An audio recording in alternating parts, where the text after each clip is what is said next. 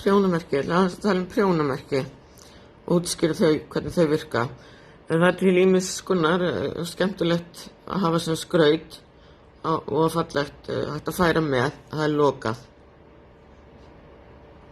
Svo er ég með svona kræki og það er hægt að opna og loka henni og ég sýni ykkur hvernig það virkar eftir smá stund. Svo er ég með líka svona armband sem er með svona prjónamerkjum sem eru lokuð og það er svona segull á þessu. Þannig að, þú veist, mjög þægilegt og er hægt að setja líka nálar á þetta.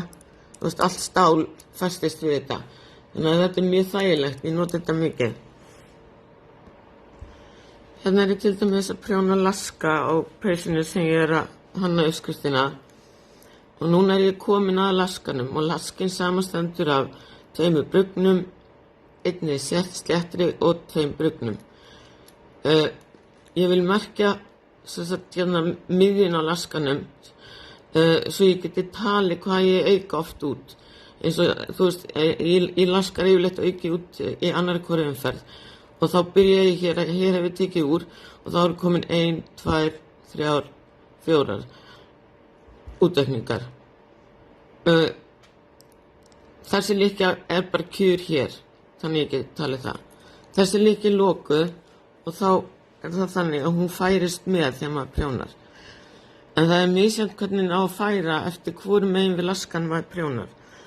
Eins og núna hérna, það sem ég er að hugsa er að ég vil halda þessu munstri. Þetta á alltaf að vera eins, þetta á alltaf að vera 2, 3, 4, 5 lykkjur. Þannig að núna á ég að auka út og þá ger ég það áður en ég kem að merkinu. Og ég auka út til hægri, slétta, svona, fyrir ekki við, og svo færi ég merkið yfir og svo prjóna ég núna munstrið, rauðin,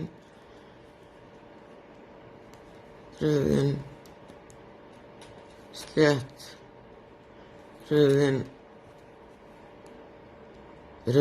og nú er ég aftur komin að það sem útaukningin er og ég vil halda munstrinu þannig að nú færi ég prjónamerkið yfir beint og eik svo út og það er til vinstri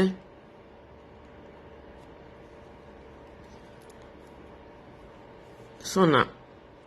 Þannig að þessi hérna lokuðu merki þau færast með, þau sem eru með krækjum eru settar í lykkjur til telja.